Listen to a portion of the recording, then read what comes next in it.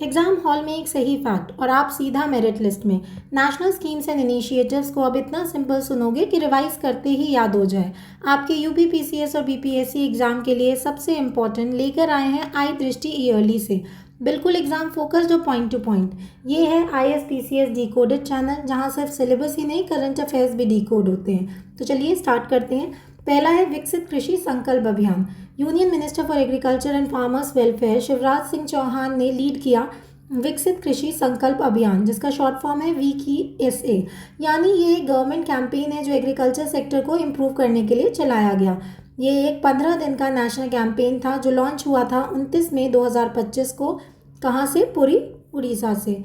अब ये national campaign क्या होता है? नेशनल कैंपेन का मतलब है कि पूरे देश के लेवल पर चलाया गया प्रोग्राम, ना कि सिर्फ एक राज्य तक सीमित हुआ। कैंपेन का मेन एम था साइंटिफिक एग्रीकल्चर रिसर्च, यानी खेत में नई टेक्निक्स, बेहतर सीड्स, इरिगेशन मेथड जो साइंटिस्ट ने डेवलप किए हैं, और ग्रास रूट फार्मिंग प्रैक्टिसेस जो फार्मर्स ग्राउंड लेवल पर करते हैं, उसके बीच का बेसिकली गैप ब्रिज करना, यानी कि साइंटिफिक रिसर्च और ग्रास रूट फार्मिंग को मिलाना। इसका टारगेट क्या है? इसका टारगेट है 1.5 crore farmers across more than 700 districts. इस इनिशिएटिव में 16,000 एग्रीकल्चरल जो साइंटिस्ट हैं उनका सपोर्ट है, और 2170 इंटरडिसिप्लिनरी टीम्स काम कर रही हैं अक्रॉस इंडिया। तो ये इंटरडिसिप्लिनरी टीम्स होता क्या है? इंटरडिसिप्लिनरी टीम्स का मतलब होता है कि ऐसी टीम्स जिसमें अलग अलग फील्ड के एक्सपर्ट्स एक साथ काम करते हैं, जैसे कि agronomy, soil science, irrigation, animal husbandry etcetera. Now campaign highlights. VKSA के दौरान एग्रीकल्चर मिनिस्टर ने कई स्टेट्स विजिट किए, जैसे कि Jammu and Kashmir, UP, Haryana, Bihar etcetera. Motihari Bihar में मिनिस्टर ने अनाउंस किया 6 करोड़ का एग्रीकल्चरल प्रोजेक्ट लोकल कृषि विज्ञान केंद्र के लिए। कृषि विज्ञान केंद्र क्या होता है? ये एक सेंटर होता है जो फार्मर्स को ट्रेनिंग, रिसर्च और मॉडर्न फार्मिंग टेक्निक्स प्रोवाइड करता है। अब मिनिस्टर ने विजिट किया ICAR, Indian institute of millet research, Hyderabad, Telangana में। अब ICAR क्या होता है? ICAR का फुल फॉर्म होता है Indian council of agriculture research. ये देश का टॉप एग्रीकल्चर रिसर्च बॉडी होता है। वहाँ उन्होंने फाउंडेशन स्टोन रखा एक global centre of excellence on millets के लिए, जहाँ मिलेट्स जैसे कि बाजरा, ज्वार, रागी जैसे हेल्दी ग्रेन्स पर वर्ल्ड क्लास रिसर्च होगी। कैंपेन ने 87.8 लाख फार्मर्स तक रीच किया अक्रॉस 85,480 विलेजेस, मतलब हर कोने तक ये मैसेज पहुंचा। 46,181 फील्ड विजिट्स किए गए और 15 दिनों में, जिसमें साइंटिस्ट और एक्सपर्ट्स ने डायरेक्टली फार्मर्स से इंटरैक्ट किया। इसका ड्यूरेशन क्या था? 29 मई से लेकर 8 जून 2025 तक। नेक्स्ट है हमारा 10 ईयर्स ऑफ जन सुरक्षा स्कीम्स। 9 मई 2025 को 3 जन सुरक्षा स्कीम्स ने अपने 10 साल कंप्लीट किए सोशल सिक्योरिटी कवर देने के।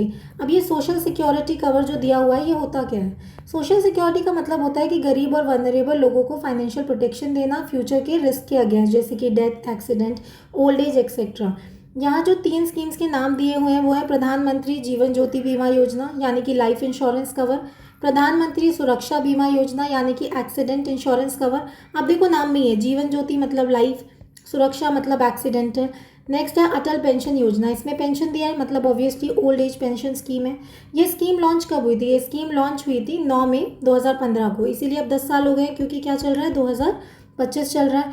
अब तक अप्रैल 2025 तक एनरोलमेंट नंबर्स काफ़ी बढ़ गए हैं। ये नंबर्स इंपॉर्टेंट नहीं है कि कितने नंबर है, बट आपको पता होना चाहिए एनरोलमेंट क्या है। एनरोलमेंट का मतलब होता है कि कितने लोग स्कीम में रजिस्टर हुए, यानी कि रजिस्ट्रेशन बताता है उसको। नेक्स्ट हमारा इसी में दिया हुआ है प्रधानमंत्री जीवन ज्योति बीमा योजना, देखो ये वाली। अब इसे हम थोड़ा सा डिटेल में पढ़ेंगे। इसमें लिखा है कि ये एक लाइफ इंश्योरेंस स्कीम है जो कम प्रीमियम में 2 लाख तक का कवर प्रोवाइड करती है अगर इंश्योर्ड पर्सन की डेथ हो जाती है। ठीक है, नेक्स्ट चलते हैं। यहाँ पर ये स्कीम लाइफ इंश्योरेंस प्रोवाइड करती है डेथ के केस में किसी भी रीज़न से सिर्फ 2 रुपये पर डे से कम प्रीमियम पर। अब ये लाइफ इंश्योरेंस होता क्या है? लाइफ इंश्योरेंस का मतलब है कि अगर इंश्योर्ड व्यक्ति की डेथ हो जाती है, चाहे वो नेचुरल है चाहे वो एक्सीडेंट है, तो जो नॉमिनी होता है उसको एक फिक्स्ड अमाउंट मिलता है। अगर हम इसके अचीवमेंट्स की बात करें तो 23 अप्रैल 2025 तक इस स्कीम में 23.63 करोड़ यानी 23 करोड़ से ज़्यादा से लोग एनरोल हो चुके हैं और 18,000 प्लस करोड़ का क्लेम अप्रूव हो चुका है। कितने केसेस में? 9 लाख प्लस केसेस में। अब ये जो बोल रहे हैं कि क्लेम हो चुका है, अब ये क्लेम होता क्या है? क्लेम का मतलब है कि जो पैसा इंश्योरेंस के अंडर मिलता है वो अप्रूव करके दे दिया गया है। नेक्स्ट आती है हमारी प्रधानमंत्री सुरक्षा बीमा योजना। सुरक्षा मतलब ऑब्वियसली एक्सीडेंटल कवर। सो ये एक एक्सीडेंट इंश्योरेंस स्कीम है जो एक्सीडेंटल डेथ या डिसेबिलिटी कवर करती है। डेथ या डिसेबिलिटी अगर एक्सीडेंट की वजह से हो तो 2 लाख तक का कवर मिलता है। कितना? 2 लाख तक का कवर मिलता है उन लोगों के लिए, किसको? जिनकी एज 18 से 70 साल तक की है, और सिर्फ 2 रुपये पर मंथ के मिनिमम प्रीमियम पर। कितना देना है? सिर्फ 2 रुपये पर मंथ। इसमें भी 2 रुपये पर मंथ है और पहले वाले में भी 2 रुपये पर मंथ था। अगर हम इसकी अचीवमेंट्स, नहीं पहले देखते हैं कि डिसेबिलिटी होता क्या है। डिसेबिलिटी का मतलब है कि परमानेंट बॉडी फंक्शन लॉस, जैसे कि हाथ पैर ऐसे खोने के जो केसेस होते हैं। नेक्स्ट इसकी अचीवमेंट्स, 23 अप्रैल 2025 तक इसमें 51 प्लस जो है करोड़ लोग उन्होंने एनरोल हो चुके थे। 3000 प्लस करोड़ लोगों का क्लेम अप्रूव हो चुका था और 1.5 लाख कुछ लोगों को इसमें अप्रूव हुआ था। नेक्स्ट हमारा आता है अटल पेंशन योजना। तो हमें पता है ओल्ड एज पेंशन के लिए। सो ये एक यूनिवर्सल सोशल सिक्योरिटी सिस्टम बनाने के लिए लॉन्च हुई थी सारे इंडियंस के लिए, खासकर गरीब, अंडर प्रिविलेज्ड बेसिकली, और अनऑर्गेनाइज सेक्टर्स के वर्कर्स के लिए। तो ये अनऑर्गेनाइज सेक्टर क्या होता है? अनऑर्गेनाइज सेक्टर का मतलब है कि ऐसे जॉब्स जिसमें कोई फिक्स सैलरी, पीएफ या फॉर्मल कॉन्ट्रैक्ट नहीं होता, जैसे कि मजदूर, rickshaw puller, small shop workers etcetera. अगर हम इसकी अचीवमेंट्स की बात करें तो 23 अप्रैल 2025 तक 7+ करोड़ जो लोग हैं वो एपीआई ज्वाइन कर चुके हैं। इसमें महिलाएं लगभग 47% सब्सक्राइबर्स हैं, which is a good number. Now Ken Betwa link project. अब ये केन बेतवा लिंक प्रोजेक्ट क्या है? सो इसमें 25 दिसंबर 2025 को नरेंद्र मोदी ने Ken Betwa river linking project का फाउंडेशन स्टोन रखा। पहला प्रोजेक्ट जो नेशनल रिवर इंटरलिंकिंग पॉलिसी के अंडर लॉन्च हुआ, और उसकी जगह क्या थी? Khajuraho, Madhya Pradesh. So basically river linking होता क्या है? यहाँ पे इन्होंने बोला है कि एक रिवर लिंकिंग प्रोजेक्ट है। तो ये होता क्या है? रिवर लिंकिंग का मतलब है कि 2 या ज़्यादा नदियों को कैनाल्स या रेजर्वॉयर्स के ज़रिए कनेक्ट करना, ताकि एक रिवर का पानी दूसरी रिवर तक पहुंच सके। सो ये 45,000 करोड़ का इनिशिएटिव है जो कि नेशनल पर्सपेक्टिव प्लान का हिस्सा है। अब ये नेशनल पर्सपेक्टिव प्लान क्या है? इसका एम है कि रिवर्स को इंटरलिंक करके पानी की कमी को दूर करना, स्पेशली बुंदेलखंड रीजन में। कहाँ पर? बुंदेलखंड रीजन में। प्रोजेक्ट से इरिगेशन फैसिलिटीज़ मिलेंगी किस किस को? मध्य प्रदेश और उत्तर प्रदेश को। सो ये यूपीपीसीएस के लिए इंपॉर्टेंट हो जाता है। लाखों फार्मर फैमिलीज़ को इससे फ़ायदा होगा। साथ ही ये प्रोजेक्ट ड्रिंकिंग वाटर सप्लाई भी प्रोवाइड करेगा रीजन के लोगों को। ठीक है, इसके साथ साथ हाइड्रो पावर प्रोजेक्ट्स भी बनेंगे जो कि 100 मेगावाट ग्रीन एनर्जी प्रोड्यूस करेंगे। अभी ग्रीन एनर्जी क्या होता है? ग्रीन एनर्जी का मतलब है कि रिन्यूएबल सोर्सेज से एनर्जी जो एनवायरनमेंट फ्रेंडली हो, जैसे कि water, wind, solar etcetera.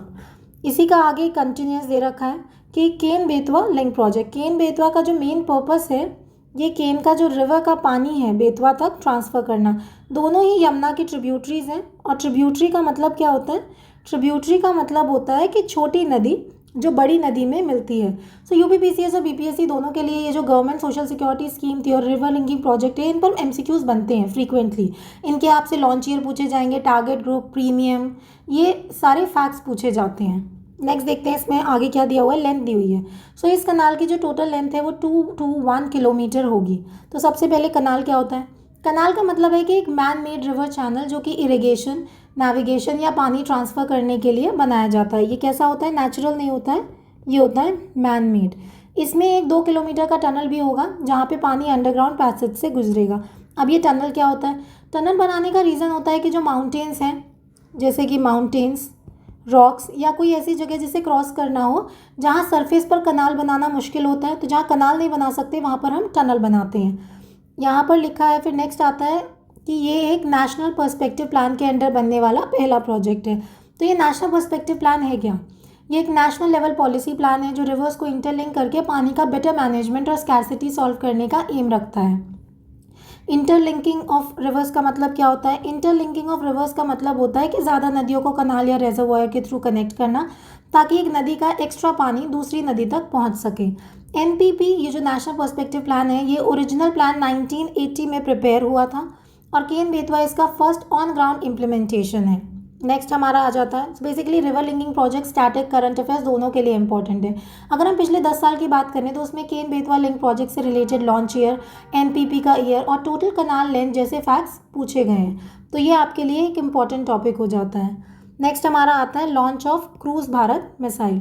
Union minister of ports, shipping and waterways Sarbananda Sonowal ने लॉन्च किया क्रूज भारत मिसाइल। कब किया? 30 सितंबर 2024 को। और कहाँ से किया गया? मुंबई पोर्ट से किया गया। तो पहला सवाल आता है कि ये पोर्ट्स होता क्या है? तो पोर्ट्स का मतलब होता है कि जहाँ पर शिप्स डॉक करती हैं, और शिपिंग और वाटरवेज का मतलब है समुंदर, नदी या जल मार्ग से ट्रांसपोर्ट होना। सो इसके मिशन का एम है कि इंडिया में क्रूज टूरिज्म बूस्ट होना चाहिए। क्या? क्रूज टूरिज्म, जिसमें 5 साल के अंडर पैसेंजर ट्रैफिक डबल करना है। डबलिंग द क्रूज पैसेंजर कितने दिन में? 5 सालों में। कब तक? 2019 तक। सो अब ये क्रूज टूरिज्म होता क्या है? क्रूज टूरिज्म का मतलब है कि लार्ज पैसेंजर शिप्स पर लीजर या ट्रैवल एक्सपीरियंस देना, जैसे कि लग्जरी होटल्स पर दिया जाता है। सो लग्जरी होटल्स वाली फीलिंग इसमें देने की कोशिश की जा रही है। अगर हम की हाइलाइट्स की बात करें तो मिशन का मेन एम टारगेट जो है वो इंडिया के क्रूज सेक्टर में 4 लाख जॉब्स क्रिएट करना है। क्रूज सर्किट्स बनाए जाएंगे जो इंडिया के कल्चरल, हिस्टोरिकल और नेचुरल हेरिटेज हाईलाइट करेंगे और उन्हें ग्लोबली प्रमोट करेंगे। तो ये क्रूज सर्किट्स क्या होता है? इसका मतलब है कि एक प्लान ट्रैवल रूट जिसमें मल्टीपल पोर्ट्स और टूरिस्ट डेस्टिनेशंस कवर होती हैं। क्रूज भारत मिशन को 3 फेजेस में इम्प्लीमेंट किया जाएगा। कितने फेजेस में? 3 फेजेस में इसको हम इम्प्लीमेंट करेंगे। पूरे प्लान का टारगेट होगा 1.5 million river cruise passengers across, कितना है? 5000 किलोमीटर ऑफ ऑपरेशनल वाटरवेज। अब ये ऑपरेशनल वाटरवेज क्या होता है? ऑपरेशनल वाटरवेज मतलब वो नदियाँ या जल मार्ग जहाँ पर शिप्स या छोटी क्रूज बोट्स चल सकती हैं। नेक्स्ट हमारा आता है implementation of cruise Bharat missile implementation. तो अगर पहले फेज़ की बात करें तो पहला फेज़ है हमारा 1 अक्टूबर से 30 सितंबर 2024 से 2025। तो ये कहता है कि इंफ्रास्ट्रक्चर हमें मॉडर्नाइज करना पड़ेगा और जो क्रूज अलाइंसेज हैं उन्हें फॉर्म करना पड़ेगा। तो क्रूज अलाइंस क्या होता है? इसका मतलब है कि अलग क्रूज कंपनीज का collaboration for the better connectivity and services. Then हमारा सेकेंड फेज आता है 1 अक्टूबर 2025 से 2027 तक। इसमें क्या करेंगे? हम इसमें नए क्रूज टर्मिनल्स एक्टिवेट करेंगे और सर्किट्स करेंगे। तो अब ये क्रूज टर्मिनल क्या होता है? ये एक पोर्ट फैसिलिटी होती है जहाँ पे पैसेंजर्स एम्बार्क या डिसएम्बार्क करते हैं। तीसरा हमारा फेज है 27 से 29 का। इसमें हम क्रूज सर्किट्स इंटीग्रेट करेंगे अक्रॉस द इंडियन सब कॉन्टिनेंट। हमने ऊपर देख लिया है कि क्रूज सर्किट्स क्या होता है। अब हम इसके ग्रोथ टारगेट्स की अगर बात करें तो पहला आता है सी क्रूज पैसेंजर्स, जिसमें कि हम 0.5 मिलियन से इंक्रीज करके इसे 1 मिलियन तक पहुंचाने की कोशिश करेंगे बाय फेज 3। नेक्स्ट आता है रिवर क्रूज पैसेंजर्स, इसमें हम 0.5 मिलियन से इंक्रीज करके 1.5 मिलियन तक करेंगे फेज 3 में। देन आता है क्रूज कॉल्स, इसमें नंबर ऑफ शिप्स विजिट होंगे। क्रूज कॉल्स का मतलब होता है नंबर ऑफ शिप्स विजिट। इसमें हम 125 से इसको 500 यानी कि डबल करके 500 करेंगे बाय फेज 5। देन आता है हमारा इंटरनेशनल क्रूज टर्मिनल्स, इसे हम 2 से और 10 तक करेंगे बाय फेज 5 एक्सपांड। देन हमारा रिवर क्रूज टर्मिनल्स, इसमें 50 से बढ़ाकर हम इसे 100 लाएंगे बाय फेज 5। देन मरीनाज, इसमें 1 से 5 लाएंगे। और एम्प्लॉयमेंट सबसे इंपॉर्टेंट, इसमें हम 0.1 मिलियन से पॉइंट बढ़ाकर इसको 0.4 मिलियन कर देंगे बाय द फाइनल फेज। इसमें जॉब्स क्रिएट करेंगे। अगर हम पिछले 10 सालों में इंफ्रास्ट्रक्चर प्रोजेक्ट्स और टूरिज्म प्रमोशन स्कीम्स पर डायरेक्ट फैक्चुअल क्वेश्चंस देखें तो बहुत आए हैं। यहाँ से एग्जाम में लॉन्च ईयर, इम्प्लीमेंटिंग मिनिस्ट्री कौन सी है, टारगेट पैसेंजर्स, फेज़ कितने हैं, टोटल वाटरवेज का लेंथ कितना है, जैसे कि यहाँ पर 2:1 दिखाया था, ये इंपॉर्टेंट हो जाता है, जैसे पॉइंट्स पूछे जा सकते हैं। ठीक है, नेक्स्ट हमारा नेशनल इवेंट्स है जिसे हम नेक्स्ट वीडियो में कवर करेंगे। सो अब आपके पास वही पॉइंट्स हैं जो एग्जामिनर सीधा पूछ सकता है। इन्हें अपना सीक्रेट वेपन बनाइए, रिवाइज कीजिए और पेपर में कॉन्फिडेंटली लिखिए। ये था session from the ISPCS decoded. मिलते हैं नेक्स्ट वीडियो में on national events and programmes. Till then study hard and best of luck for the exams.